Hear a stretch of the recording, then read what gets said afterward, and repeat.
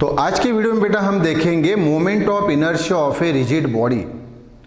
Moment of inertia कब तैयार होता है? जब कोई बॉडी अपने खुद के एक्सिस पे घूमती है तभी मोमेंट ऑफ इनर्शिया तैयार होता है, अदरवाइज नहीं तैयार होता। कब तैयार होता है बेटा फिर बताओ? जब बॉडी अपने खुद के एक्सिस पे घूमती है, only then moment of inertia is form. तो पहले हम मोमेंट ऑफ इनर्शिया जो है इसका एक्सप्रेशन फाइंड करेंगे, फिर हम उसके डेफिनेशन बताएंगे, उसके बाद उसका एसआई यूनिट, सीजीएस यूनिट और डायमेंशंस हम देखेंगे। तो आइए फिर moment of inertia.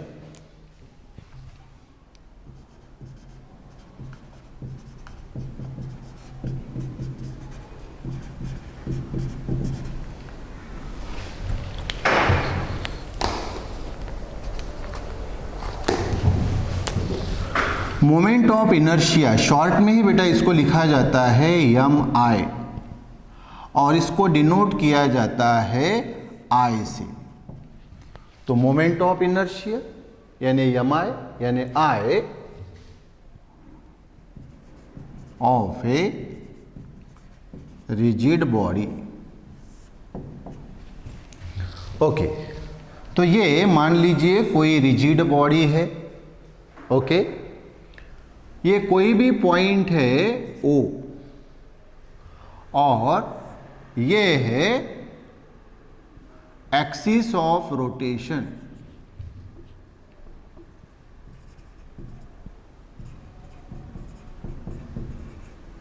Of rigid body, axis of rotation, और ये बॉडी घूम रही है।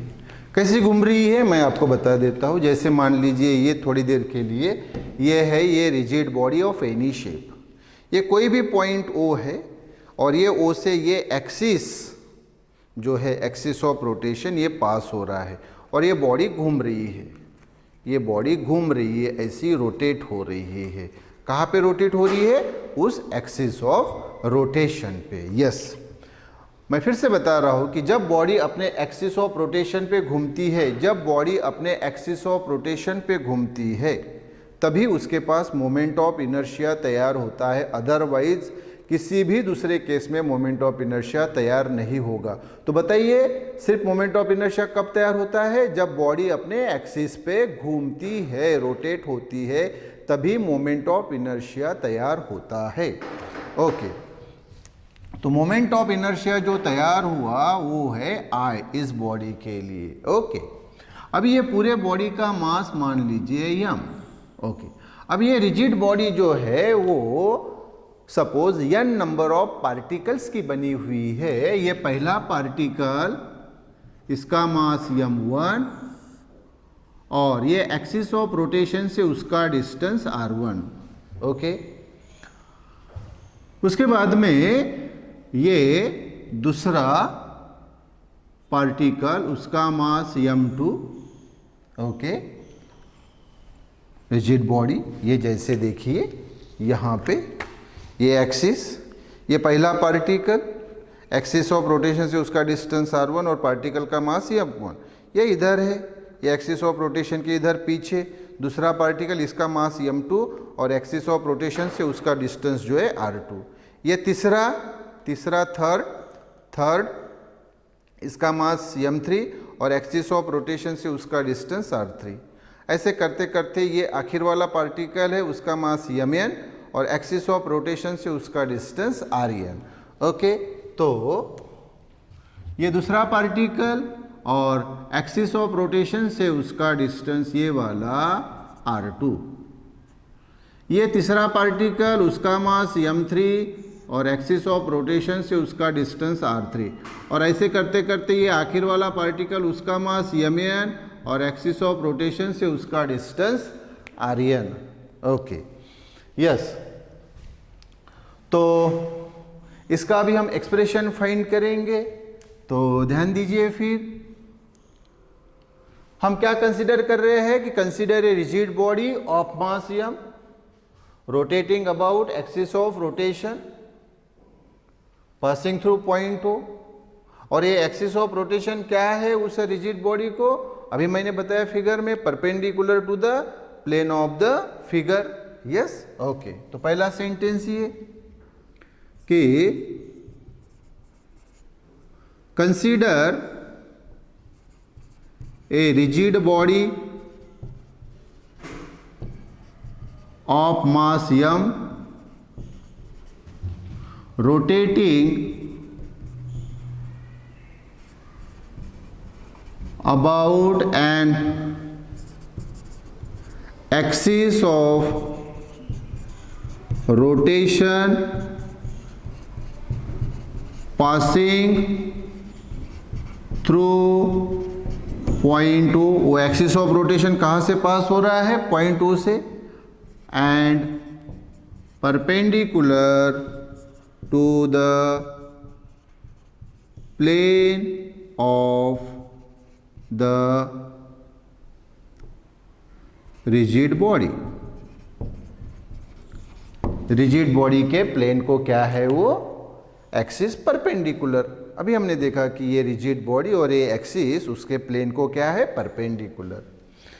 ओके, अब ये रिजिड बॉडी कितने पार्टिकल्स की बनी हुई है? से n पार्टिकल की। ओके, तो let the rigid body be made of n number of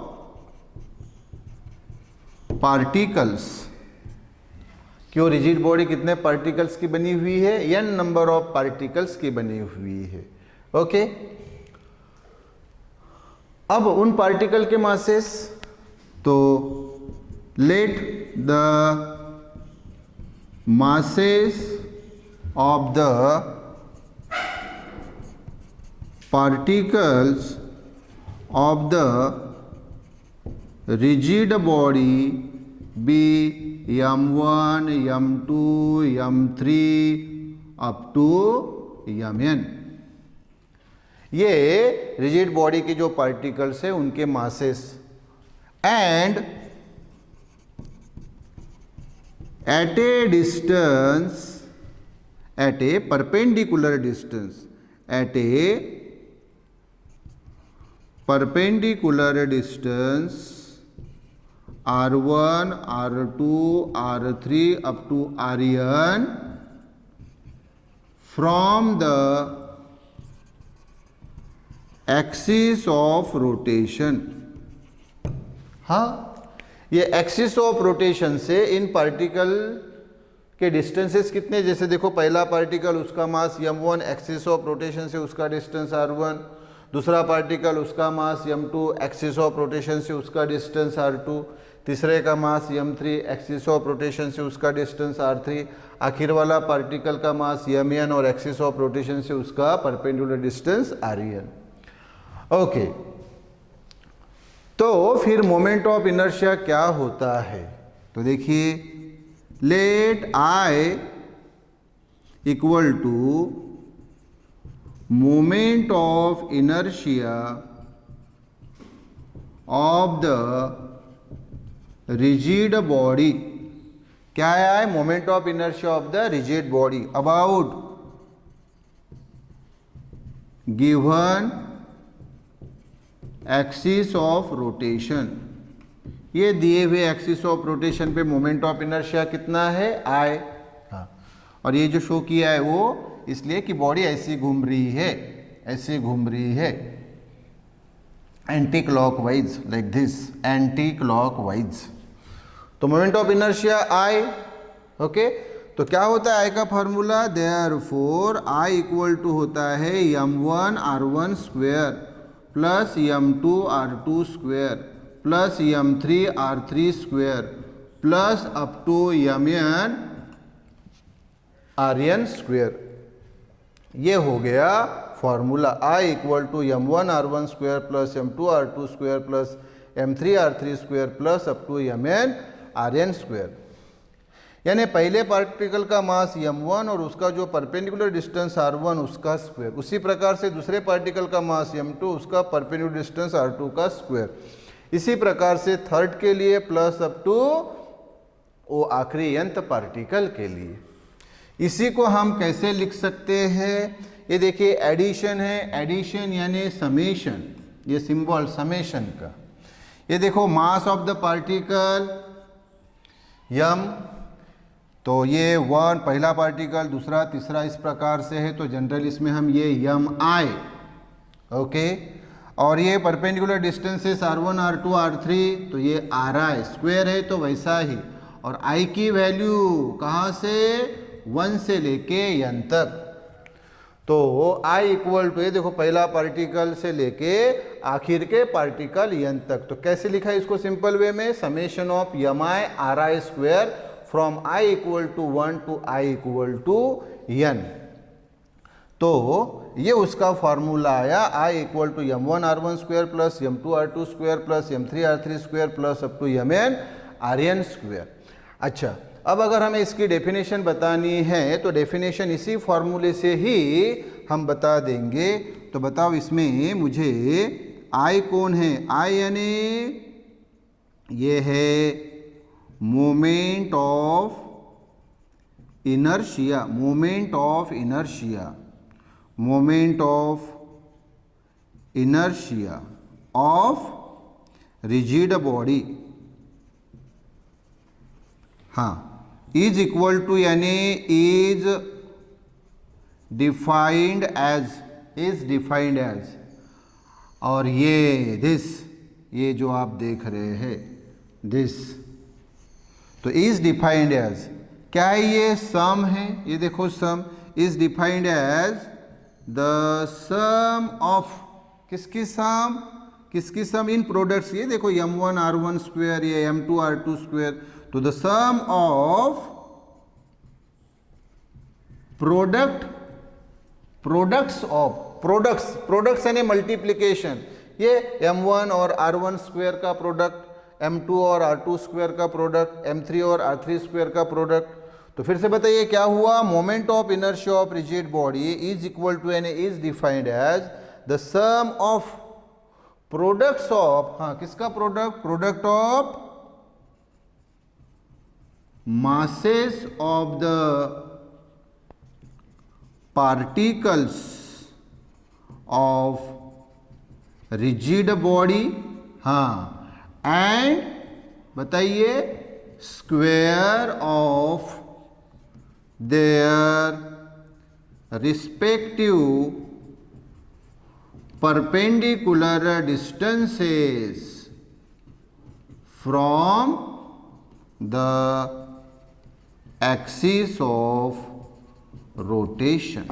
yes, क्या हुआ फिर कि moment of inertia is defined as, moment of inertia of rigid body is defined as, हाँ ये देखिए सम, द सम ऑफ, किसकी सम, ये प्रोडक्ट्स की, प्रोडक्ट ऑफ, हाँ प्रोडक्ट किसका, masses of the particles of rigid body, rigid body के जो पार्टिकल्स है उनके मासेस, एंड ये r1 स्क्वायर मतलब r स्क्वायर मास और ये डिस्टेंस का स्क्वायर, तो and square of their respective perpendicular distances from the axis of rotation, mass और परपेंडिकुलर डिस्टेंस का स्क्वायर, परपेंडिकुलर डिस्टेंस उस पार्टिकल का कहां से, एक्सिस ऑफ रोटेशन से। तो क्या आया फिर बताइए, फिर डेफिनेशन सिंपल वे में, the moment of inertia of a rigid body is defined as the sum of the products of masses of the particles of the rigid body and square of their respective distances from the axis of rotation। तो ये definition. अब इसका SI unit, CGS unit और dimension हम देखेंगे। Okay, तो इसके बाद इधर मेंशन कर देते हैं। तो मुझे बताइए आप ज़रा कि इसका SI यूनिट क्या होगा। देखो मास और डिस्टेंस का स्क्वायर, तो यहाँ हम लिखेंगे it's SI unit is kg metre square. हाँ, मास का kg, डिस्टेंस का मीटर, स्क्वायर है इसलिए स्क्वायर, तो it's SI unit is kg metre square. उसके बाद में CGS unit is gram, kilogram की जगह ग्राम, मीटर की जगह सेंटीमीटर स्क्वायर। ओके, और डायमेंशंस बताइए। डायमेंशंस आर स्क्वायर ब्रैकेट में M L T mass length time. तो डायमेंशन हमेशा एसआई यूनिट से बताना। एसआई यूनिट क्या है? KG metre square. केजी का पावर कुछ भी नहीं, मतलब कितना है 1। हाँ तो देखो मास केजी 1, लेंथ यानी मीटर कितना 2, टाइम सेकंड नहीं है इसलिए 0। तो क्या आ गया डायमेंशन? m1 l2 t0, ये आ गया डायमेंशन किसका? उस मोमेंट ऑफ इनर्शिया का। अब मैं आपको एक इंपॉर्टेंट बात बताऊं कि मोमेंट ऑफ इनर्शिया जो है ये है एनालॉगस टर्म है मास का। एनालॉगस टर्म का मतलब क्या होता है कि देखो रोटेशनल मोशन में जो काम इस आई का मोमेंट ऑफ इनर्शिया का है वही काम लीनियर मोशन में मास का है। यानी लीनियर मोशन में मास का जो रोल है वही रोल रोटेशनल मोशन में मोमेंट ऑफ इनर्शिया का है। तो वो भी एक सेंटेंस हम यहां मेंशन कर लेंगे क्या? कि आई यानी moment of inertia is an analogous term of mass. Mass का ये एनालॉगस टर्म है। I यानी moment of inertia is an analogous term of mass, that is यानी इट यानी moment of inertia, it plays the same role in rotational motion.